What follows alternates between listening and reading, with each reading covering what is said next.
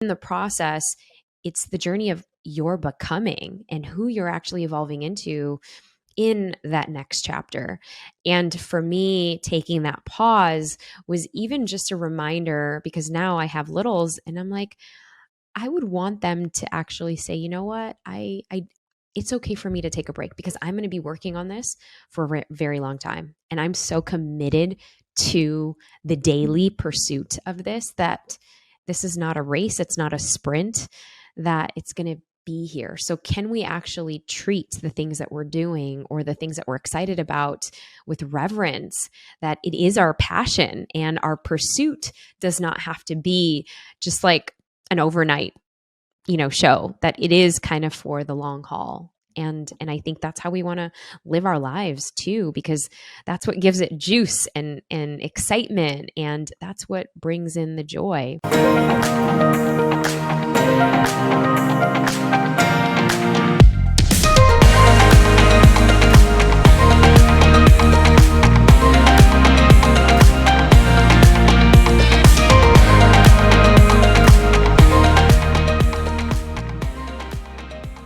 Welcome my guest, Dr. Neeta Bhushan. She is a world-renowned emotional health advocate and expert in the areas of grit and resilience. She has shared her thought leadership on international stages, including Women's Economic Forum in India, Google HQ, Mindvalley Afest, and Mindvalley University, and much more. As a host of her top-rated and popular podcast, The Brave Table, and a best-selling author of books such as Emotional Grit, 8 Steps to Master Your Emotions, Transform Your Thoughts, and Change Your World, and now welcoming her newest book, That Sucked, Now What? How to Embrace the Joy in Chaos and Find Magic in the Mess. Neeta's been featured on Forbes, Entrepreneur, NBC, ABC, CBS, and much more. As part of her own journey of becoming a leader in her field and a voice for immigrant women and women of color, she traveled across 45 countries researching human behavior, ancient Eastern philosophy, and therapeutic psychology. She pulled that learning along with her other life experiences, overcoming multiple adversities, which include being orphaned at age 19, surviving an abusive marriage, and extensive loss, contributed to the powerful message of resilience and grit, to have found several institutes, including the Global Grit Institute, wellness and education platform for optimizing emotional well-being for entrepreneurs, and co-founder of the Dharma Coaching Institute, an organization helping train thousands to be the highest versions of themselves.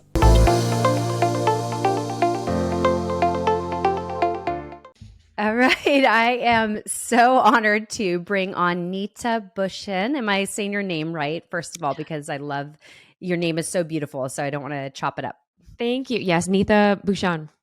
Beautiful, beautiful. So happy to have you on the show. As I was talking about, I was waiting so patiently to get you scheduled on. I'm just so appreciative that you're making the time, because I know this conversation is honestly so needed, and you are the one to speak so heavily about this. So just thank you for making the time.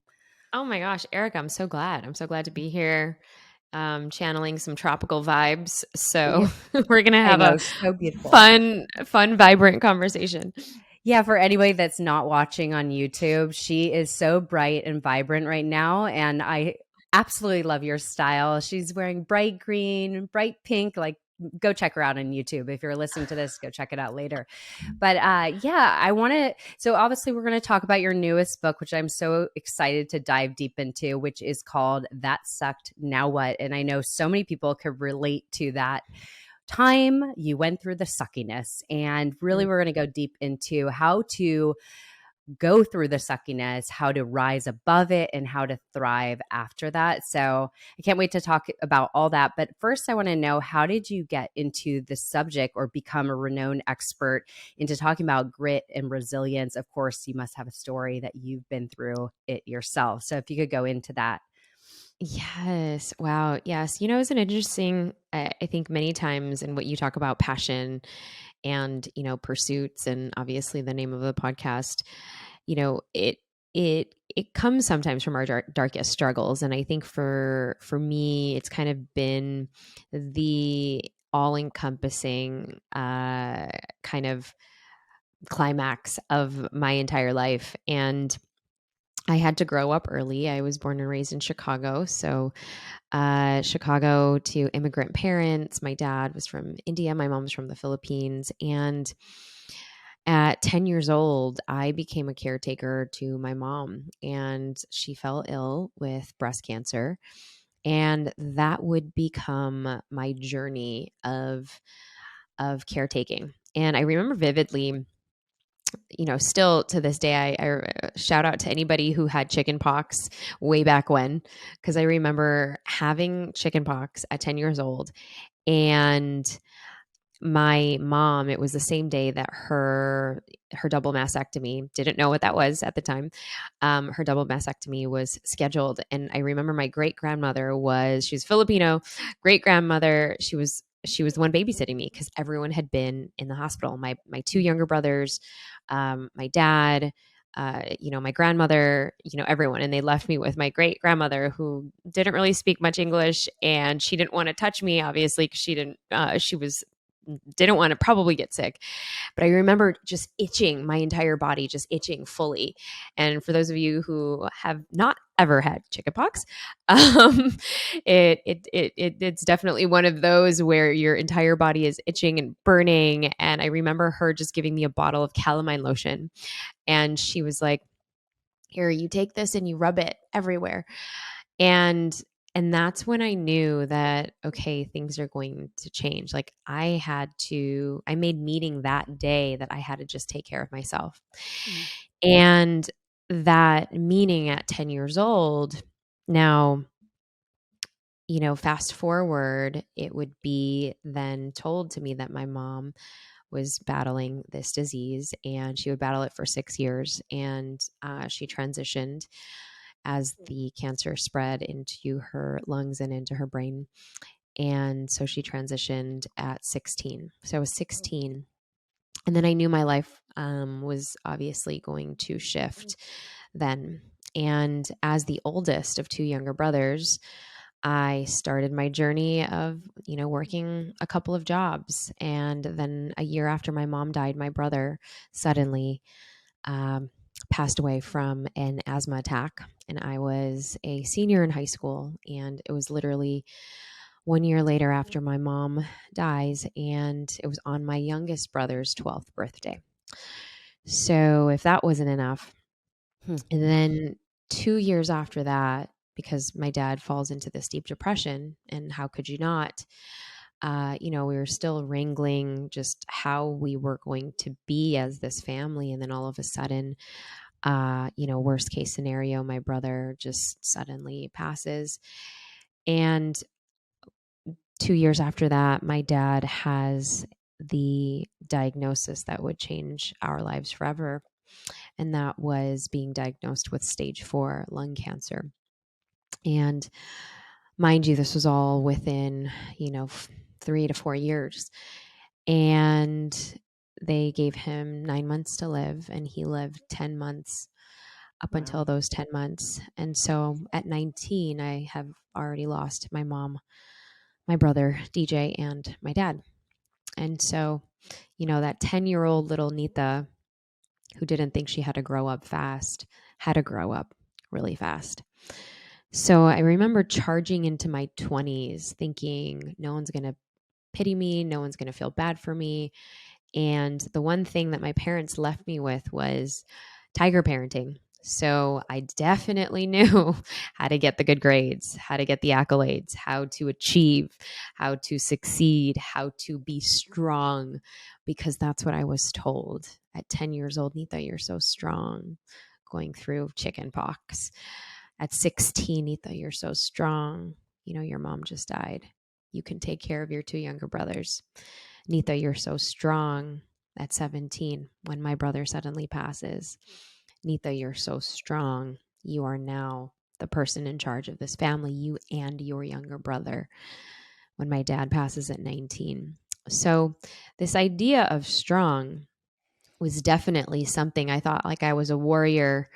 I fully channeled my masculine, and I became a cosmetic dentist because that was kind of the path for me. My first job at 15, one of my first jobs actually was working at a dental office. And And that would then lead me to, the overachieving, the overdoing, the performing, the trying to fit in, because as a young person, telling new friends or a certain love that, yeah, you've lost your parents and your brother, is probably not the coolest thing to say. And it leaves people just gasping with, what do I even say after that?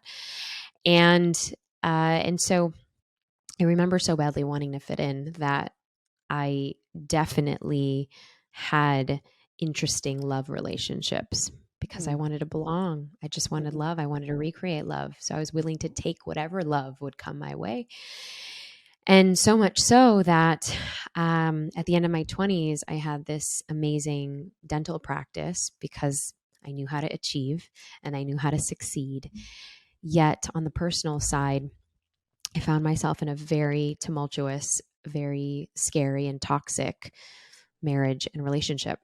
So much so that on December 31st, 2011, I had to make a conscious decision to leave and leave this world that I had built, that I thought from the outside she had it all. Things were picture perfect. I had the house, I had, the first class travel, all of those things. And truly hit rock bottom to come back to myself. And that was then. And that's what would lead to what I'm doing today. Because all of the unraveling, all of the unfolding, all of the full healing that I avoided, and all of the grief that I kind of avoided all in my 20s and even in my teens, it came back in a full rush um, before I was 30. And so there I was now thinking, how did I get here? But it was also kind of this lightness off of my shoulders, now thinking, wow, I can finally focus on me.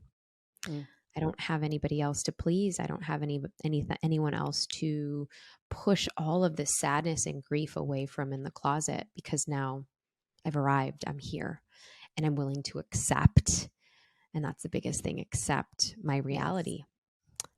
Yeah. Okay, so to unravel some of that. So first of all, thank you sharing your story, and I think it's so key that, I mean, you're obviously going first by sharing your story, but I think anybody listening, it's like this is your permission to start sharing your story, because when you start sharing your story, it really opens the window or the door for others to, number one, be able to see you, the humanness in you, and others to possibly be give empathy, give compassion, to understand you, possibly the reason why this happens or this happens. That doesn't mean your triggers and your reactions are right, but at least it opens the door to have more empathy or compassion when you understand somebody and their humanness. So I just appreciate that so much. Um, because it really gives permission for others to do the same. But just to unravel some of that. So I think what is key about this, it sounds like, especially when you're younger, when you have to grow up so fast. And I think a lot of people can relate to this, maybe not to your exact story, but so often we've suppressed these emotions, especially it's been told, definitely in the past, it's now changing how men or boys don't cry. That's weak. And so a lot of men or boys had to suppress their emotions and never could feel, right? It was like shame to feel. But even for women, and when you have to grow up so fast, as I think you experience, is like, bypassing those emotions, bypassing the ability to grieve because you now had to be a parent to your other sibling. And Yeah. so I think that's really important to talk more deeper about the importance of grieving and uh, how harmful it is. And this is talked about so much by so many great leaders today of suppressing our emotions and the harm it does later in life, triggers, disease, cancer, and all these things. So if you could kind of talk deeper about the importance of grieving so we could actually heal. Oh gosh. Yeah. And I think, I feel like one of the reasons why I'm doing the work as I'm doing now is because I saw both of my parents succumb to those diseases. And if we know from an esoteric standpoint, the disease of the lungs is grief. Mm. And my dad had lung cancer. My mom, her cancer, went into her lungs. My brother could not breathe and Wow. his lungs collapsed over his heart. And, in those three cases, the metaphysical manifestation of disease is because of grief. We aren't able to either sit in sadness, sit in our suck. And, I'm getting chills because I think this is the first podcast that I've actually kind of rounded it in this way, and recognizing that. And yeah, that's big. And I think, where certain ailments in the body, if we're holding in anger, I think anger is associated with our liver. I mean, somebody check that. But, and, there's other elements in the body that if we are suppressing, or, certain organs will start to flare up. Right. Um, and so we've known this, and we know now that if we are having an anxiety attack, okay, we might have diarrhea and go to the bathroom, or we may be paralyzed, and we might not be able to, we might be shaking, and we'll have these physical manifestations of what is going on in our body. So it's not just what we're thinking. It's what we're not even saying. It's what we are not saying out loud. It's what we're not accepting. And I think even for me, all in my 20s, I had so much anxiety. I had so much pent up emotions that I was still trying to control. And I was still trying to control and control and control and control until I couldn't. Because some way, which way, I would attract a partner that would definitely have me see, okay, I need to really focus on healing my heart, and really focusing on self-love. And what is that self-love? Well, it's also the ability to break down.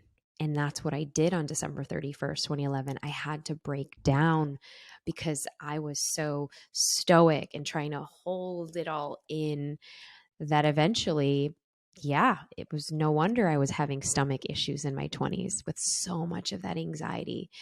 And I had, IBS, and there was a physical manifestation for that, but I didn't pay attention to that because I was so focused on getting the goals and the accolades. So suppressing it so much that it came out when it needed to, and allowing myself to cry, because way back when people were telling me, Neeta, you're strong, I made a meaning in my head that if I were to cry, I would be considered weak. And Right. God forbid anybody would have to see me weak or break down or sad, because those emotions, even when I was a baby, were not allowed in our house. And it wasn't until, fast forward to meeting a new partner and doing, of course, a lot of work and researching and studying with, tons of different people from around the world, and understanding how our emotional health is a direct correlation with our mental health and even our physical health.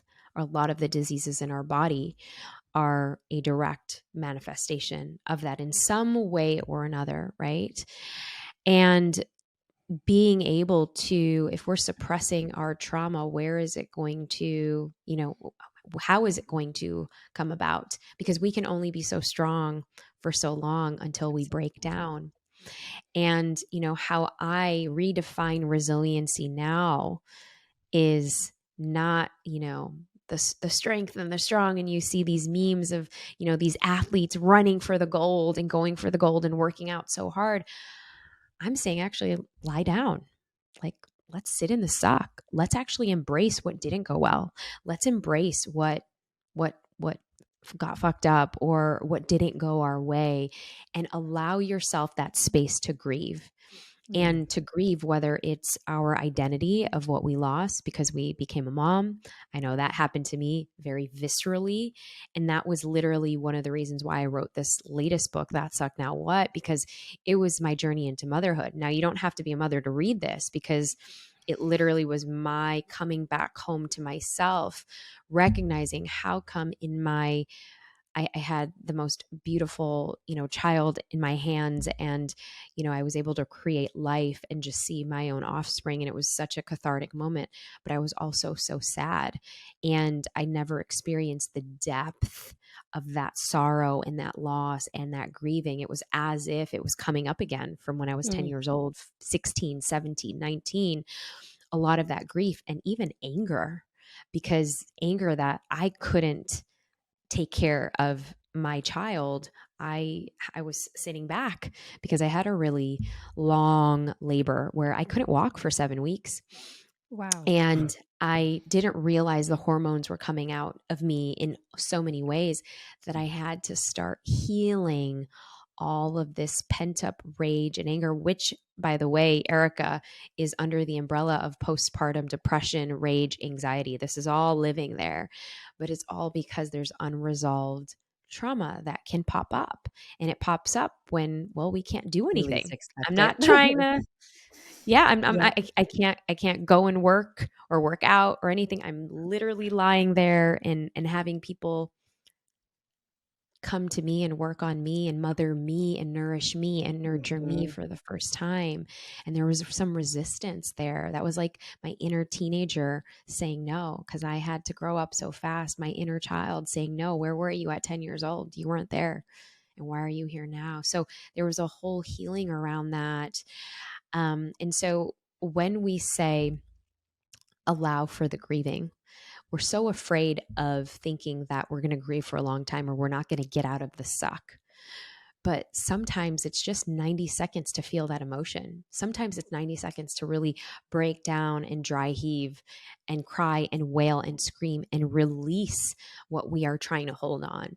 Yeah. I don't know, Erica, if you've ever had a moment where you're like trying not to cry and you're like, Yeah. you're holding it in and then it's just like, it just comes out. But then you're like, oh, wait a minute. You That was know, like it's I five think we minutes. all have experienced that, like moments you can remember where you were just like so emotional, but yet you're trying to hold it in. Maybe you're at work and you don't want people to see you or whatnot. But I remember, I don't want to go too deep into grief because I want to get all so much more goodness out of you. But I know that it's such an important process of healing those suppressed emotions that you've like bottled up for so long. And I think anybody listening knows or could recognize, possibly if you reflect, you could recognize certain emotions you have suppressed and you've never dealt with because life had to move on so fast. Like the whole I forgot where I read this, but you know how like absence leave for a parent dying or whatnot, they give you like a few days to grieve, if you want to say. And that's how our society is built. So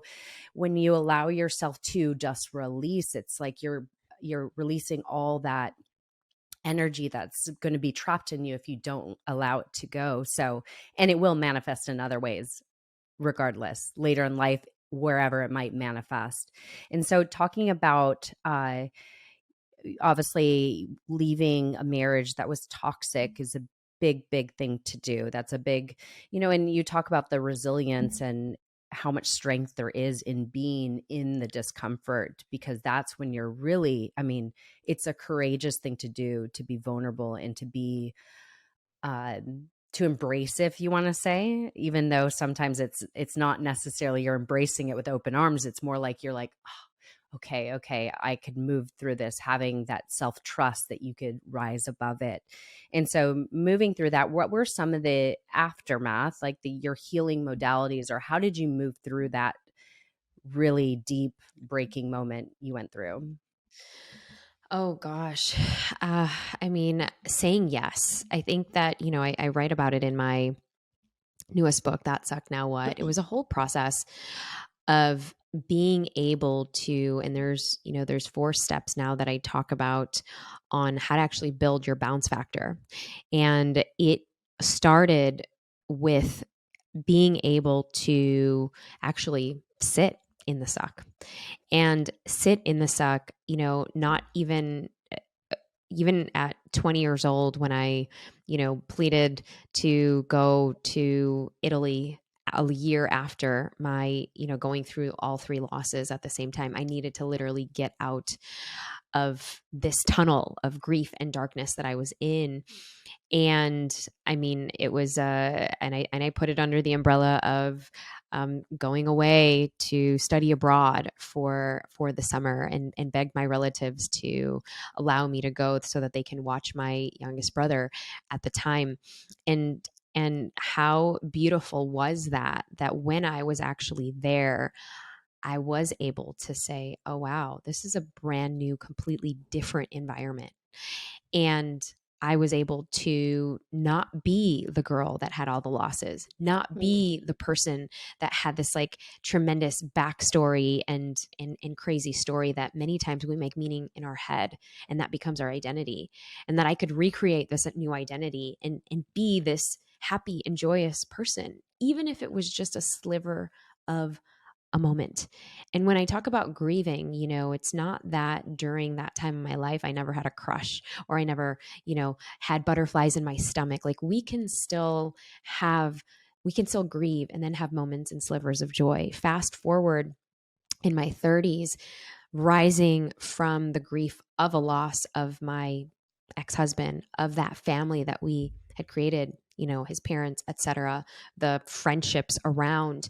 I had to grieve that loss of what was, and any other meanings that I made about relationships, men, guys, whatever, love, um, that finally it was a time for me to also, again, sit in the suck, sit in the difficulties of being able to be in an uncomfortable feeling of grief, of sadness, and to allow, many times, looking at our current environment, which is one of the pillars of building your bounce factor, of bouncing back from bad things happening, or bouncing back from setbacks and circumstances, and really truly building that resiliency. And it's not just about strength, but it's also about looking at your current environment. Are you still in your cocoon? Are you not wanting to go out on dates because, ooh, I did that, not gonna date anymore. Nope, my heart is Right. for nobody. But to actually say, you know what, maybe I can date myself.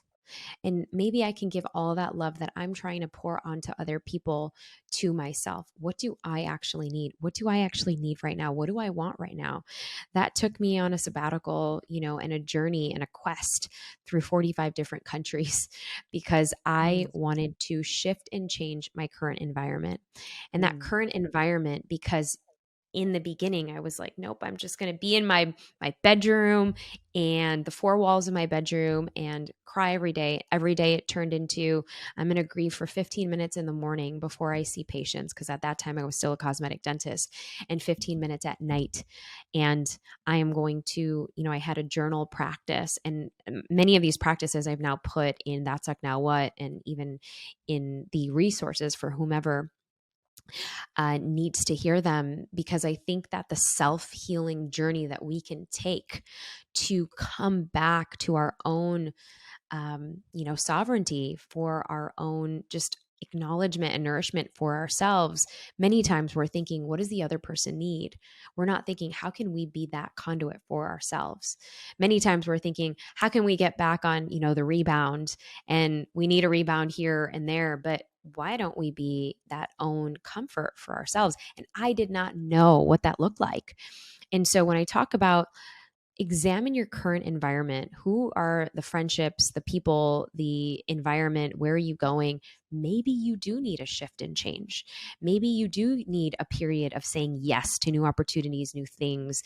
Maybe you do need to say yes to going to different modalities of therapy. And I dove deep. I went from, different shamans and alternative healers to talk therapy, to EMDR, to you name it. I wanted to dive in it. And when, the Buddhist proverb, when you are ready, the teacher appears, Yeah, all I was just angels going to say started that. appearing in different ways. Every email that I got that would invite me to a different retreat or yoga or kirtan or whatever I said yes to. And because I grew up in a very spiritual home, my dad was from India, I started to remember a lot of the practices that he did. Mm. So then I went to India and I went to some of the ashrams that he would tell me about when he was on his journey, before he came to the US. And so for me, it was like doing that pilgrimage again. But instead of just India, I would go through, the jungles of Cambodia, to places in the Philippines, in Indonesia. I mean, and I think that each place I would also rediscover parts of myself that were actually dormant, that had yet to come Wow. alive. And so you ask about how did I actually heal? And for me, it was examining my current environment, saying yes to good stress, and good stress meaning things that kind of were out of my realm of, comfort, and being and sitting in the discomfort, saying yes to new communities, saying yes to improv and stand up comedy when I was so deathly afraid of public speaking. And that then became a journey of me being able to increase my emotional capacity to feel, which is Ooh, that so third good. pillar in building your bounce factor. And I talk about that in the book, which is so, so needed, because before I was good with being great. I was overly positive. I was toxically positive. Many people probably would say, because I didn't know how to feel the depths of sadness. And I Yeah. saw the depths of grief, and I didn't really want to go there because it was too painful, until I needed to fully excavate those old wounds so that I could make room for a new love, so I could make room for a new career.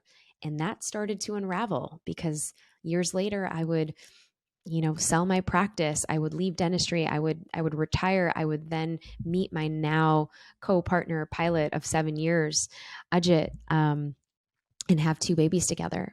But it required the excavation and going deep into those wounds, and nourishing myself.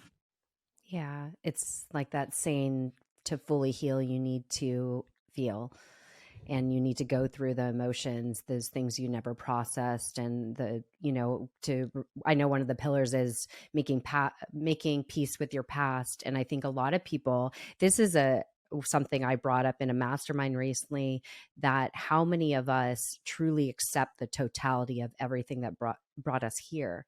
And I think there's many people that haven't made peace with the past, if you want to say forgiven either what they've done or forgiven the person in their past. And that must happen. We must go through that, because that is something that's always going to be on our shoulders. And I think I like to say this, that really the pathway of self-love is true acceptance. And I think that's something that people need to reflect on. Like, what's holding you back? Like, what's holding you down, that you haven't fully accept the mistakes that you maybe regret, and so that's one of the things I like to talk about. I know also you talk about the other, well, I think as you mentioned, the environment is so important. I love how you say saying yes, because again, this was something I talked about, is like, we have to say yes to those uncomfortable things. Like, the yes that you might say to something is actually the thing that will drive you forward, and you get to rediscover parts of you that you've never maybe witnessed, because in that uncomfortableness is where you discover, oh, I like this, oh, I don't like this, and so I love that you say that's a beautiful process of changing your current situation. And then the other one is most important, I think, and you kind of touched on this earlier, is the radical self-awareness. I mean, without awareness, we can't change anything. So, how would you say? I know you mentioned journaling, but what can you say about developing this self awareness, so that, knowing more about ourselves and rediscovering ourselves and making peace with our past, continuing to be in this state of conscious awareness in our everyday of what's really affecting us and what we're suppressing and all these things. Oh yeah. Well, even in part one of the book, That Suck Now What, I have a whole, it's like a 60-second exercise that you can do. And I can even give you just like the short version of it. And for those interested and you have the book or maybe you listen to it on Audible, you can go to thatsucknowwhat.com and you can go to /resources and just put in your order number. And basically you get a 44-page digital guide and it accompanies the actual book. It's all for free. But what it does is there's specific exercises there that start to build your your RSA is what I call it, your RSA as a muscle, as a tool, because many times, it's kind of really sitting in with and in understanding your own nuances and understanding some of the things that we've taken for granted. And, maybe anybody listening to this right now is, notice your feet on the floor. It's a very easy example and an easy exercise, but notice both feet on the floor. If you're standing up, just bring your awareness down to your feet on the floor. If you notice, are you putting more pressure on your right pinky toe versus your left pinky toe? Or notice the sensation in your right big toe versus your left big toe.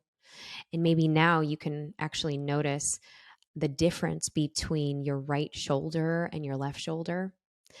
Well, that right there, if you noticed any of those, or just the awareness in your feet planted on the floor, whether you're sitting down, driving, in the car, walking around, just noticing that, that is an example of starting to build your RSA.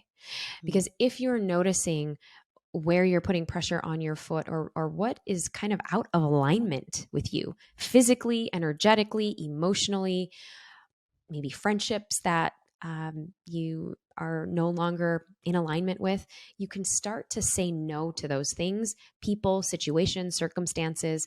And when we start to say no, we're actually starting to build better boundaries. And when we're starting to say no, we're actually saying yes to ourselves. And that is just one of the many ways that you can start to build this. This example that I just gave you is body awareness. And even, starting to develop your own intuition, but just even noticing, how do I feel after I have listened to this episode? Am I energized? Am I feeling drained? Am I feeling curious that I want to know more about this book, or I want to subscribe to, Erica on YouTube? What am I noticing in these subtleties? Again, this is your emotional awareness. So that is also what you're building. And I think these types of things that we can actually do slowly, they're subtle, but when we're building them upon, our in our daily ways, that's where we're starting to build that radical self-awareness.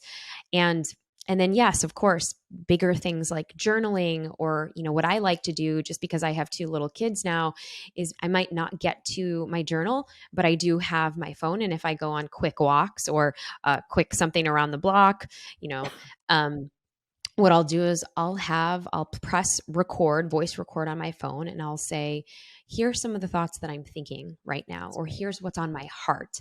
And I will word vomit whatever is on my heart in that way, but I'll record it.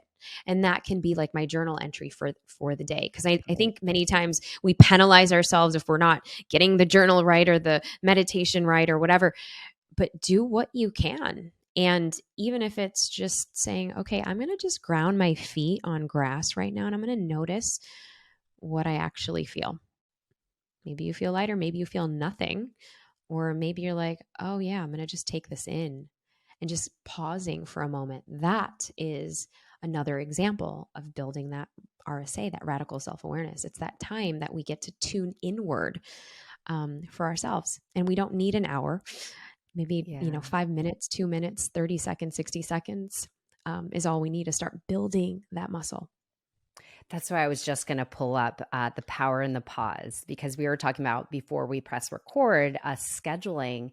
And I remember hearing episode on Brave Table, which is your podcast. And it was when we had an episode scheduled for recording, and you were talking about after your book tour that you realized that you needed to take a break. And this is where self-awareness is so beautiful. And especially an overachiever like yourself, like myself, ambitious woman, right? We could be running to the ground, right? If we don't have that self-awareness when we know we're burning out, to slow down and have that power in the pause. and giving ourselves permission to do that. So I think that's such an important thing to touch on is having that self-awareness, like, oh, I need a break. I don't need to serve everybody right now. I need to serve myself, and giving yourself permission and allowing that space to be put in place for ourselves. I think that's beautiful. And I love that you, again, as we were touching on, that you were leading by example and giving other people permission. Like, you could do all the things and run yourself to the ground, but that's never going to serve completely everybody, because ultimately you'll run yourself to the ground. Oh, absolutely. And I think there was this, at least I thought this in my 20s and even in my early 30s. I thought that, okay, we just got to keep pushing and keep pushing and keep going, and that's kind of the, you see those memes and the determination and the motivation, and it's very Yeah. like uppity and inspiring. But then we actually are on the road to burnout. And if it's not, Absolutely. a mental burnout, then maybe it's a physical burnout. Maybe you get into an accident. Maybe, you stumble your toe, or I don't know, something actually happens. Or maybe it's a physical, like a mental physical burnout where you're like, I can't do anymore. I'm not inspired. I'm getting brain fog or fatigue. And we just keep pushing instead of actually. And for me, I know that this message is so profound, and I know what we're trying to do in the mission of this book, and even just when I go and share in different communities like yours, Erica, the goal is to let's reframe this so that we actually do have stamina. And it reminds me of when I don't train for marathons anymore, but when I trained for a marathon, it was not about the end goal ever for me. It was about trying to enjoy the endurance in the process. And it was slow and steady. It was never about, it was always about kind of the process, because in the process, it's the journey of your becoming and who you're actually evolving into in that next chapter. And for me, taking that pause was even just a reminder, because now I have littles and I'm like, I would want them to actually say, you know what, it's okay for me to take a break, because I'm going to be working on this for a very long time. And I'm so committed to the daily pursuit of this that this is not a race, it's not a sprint, that it's going to be here. So, can we actually treat the things that we're doing or the things that we're excited about with reverence, that it is our passion and our pursuit does not have to be just like an overnight, show, that it is kind of for the long haul. And I think that's how we want to live our lives too, because that's what gives it juice and excitement, and that's what brings in the joy. Absolutely. So beautifully said, and so, so true. And I think all of us need to hear that. Honestly, that's such a powerful message in itself. So if we could talk about just so you have in your book, which obviously everything will be in the show notes. Everybody grab this book. It's phenomenal. There's lots of tactical tools and stories and everything in the book, but three parts in the book. And the last one is flying forward. Obviously we talk about how to be yeah, there we go. Oh, The book. there We we talked go. about, being in the suck, obviously, being able to embrace the suck, if you want to say. And then we talk Mhm. about that bounce factor, the resilience, and now flying forward. I know there's so much in this, but if you could kind of just give a overview of flying forward, one, or let me just touch on one, because I think this is important, is the fall you talk about first. And as you touched on earlier, a lot of us have experienced these breaking moments. I know I did. And what's so remarkable, even though it doesn't seem like it at the time, those breaking moments are the catalyst for our change. If, of course, we take ownership of it and actually be able to look at the lessons and learn and actually like act on it, right? Because without action, nothing changes. But those breaking moments, if you want to say the fall, is that window of opening where you're like, oh my gosh, either not again, because usually like the Mhm. same lesson repeats over and over, my experience at least. And then you're like, enough is enough. Like, this is crazy. So if you could touch on that a little bit. Yeah. So, in part 3 of the book, Because once we actually have the foundation of building our resiliency, we have the four parts. We have the radical self-awareness, we are making peace with our past, we are saying yes to good stress and, kind of looking at our current environment, and we're actually feeling to heal, strengthening our emotional capacity. Well, we know that in order to fly forward, we have to actually accept that we're going to have falls. And those falls are going to happen in our relationships, in our business, in our life, in our pursuits, in circumstances, setbacks, challenges every single day, right? It's part of our human journey. And stage one is to actually recognize that, okay, I will have a fall. The next time I go through a breakdown, okay, I can actually surrender and say, there is a breakthrough coming. There is something else that's even better coming when I get rejected, or the next time, a client doesn't say yes, or, a friend betrays me. I know that there is something and there's a circle closing and there's something actually better that's making its way towards me. Well, most of us don't think that way. And so, that is that first stage. And that first stage to fly forward is we recognize there's a fall. The second stage is that we have this ignition, this fire under our belly. Maybe you got the same diagnosis. Maybe you've been working on this, new plan of yours, but you're not seeing the results right away. In fact, it's the complete opposite. There is an ignition that happens for you in your desire to change. So maybe now you're like, okay, I want to sign up for that thing, or I am going to go to therapy, or I'm going to get back on and see that coach. Whatever that is, you're saying yes to something that you haven't already done because you're in the ignition stage. And stage three is that rising stage where you're like, okay, I don't know what I'm doing, but I know that I'm going to try this new thing and completely brand new. Maybe it's saying yes to a blind date, or maybe saying yes to dating, even though you're like, I don't know, I'm done with this whole thing. You're putting yourself in an awkward or uncomfortable position because you're like, you know what? I'm just going to try it. And you're wobbly. Maybe you are like that phoenix rising from the ashes. Maybe you are like that toddler that like fell for the 10th time, but you're standing up again because you've accepted that you're not going to be that great. It's going to suck a little bit and it's going to be okay.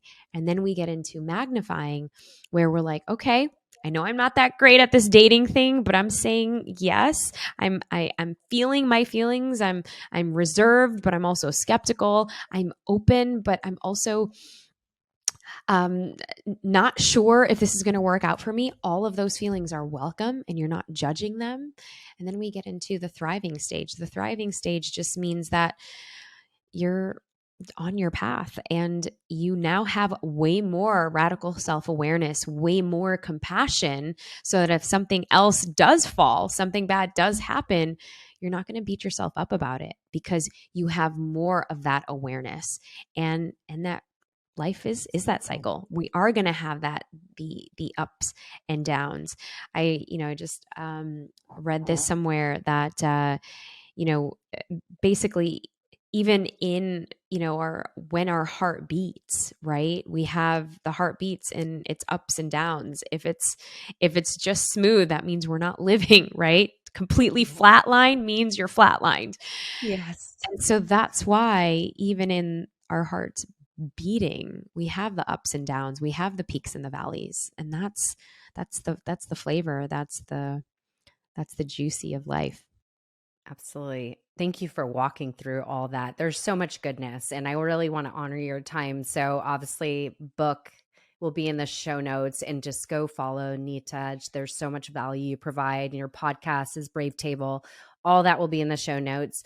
I just want to ask you the last question I ask all my guests. And so, you provided so much value. But last question is, if you were to share a piece of wisdom, a life lesson you've learned along your extremely vast journey, uh, and you just feel it's a message everybody needs to hear right now, what would that piece of wisdom be and why? Mm. Well, I think that if you are in the state of maybe rebuilding or pursuing your passion or pursuing love again, or maybe just coming to this for the first time, don't be afraid to suck at something new. You know, have that curious hat and that brave hat, and just like I'm wearing right now, and and be okay to embrace the suck. Be okay to embrace the uncertainty, because on the other side of that is a brand new version of yourself that's waiting for you to step into. So true. So beautifully said. And I think it's like you said, it's a journey, it's a pursuit, it's never ending, it's ever evolving, and it's all a cycle. Like grieving is a cycle. Like it never stays there. Like every day, if we're still breathing and living, we're ever evolving, and we're going through this cycle of life, and it's a beautiful journey as long as we embrace it and understand like how to rise above these situations. So thank you for sharing your journey and also giving us the tools to build our resiliency and bounce back. So I love the work you're doing. You're such a beautiful soul, and I just thank you for everything you provided today, and for being on Passion Love Pursuit. Appreciate you. Oh my gosh. Erica, thank you so much for having me. This was so amazing. And I just love and honor the way you ask questions and guide the conversations. Thank you. Thank you. I appreciate that.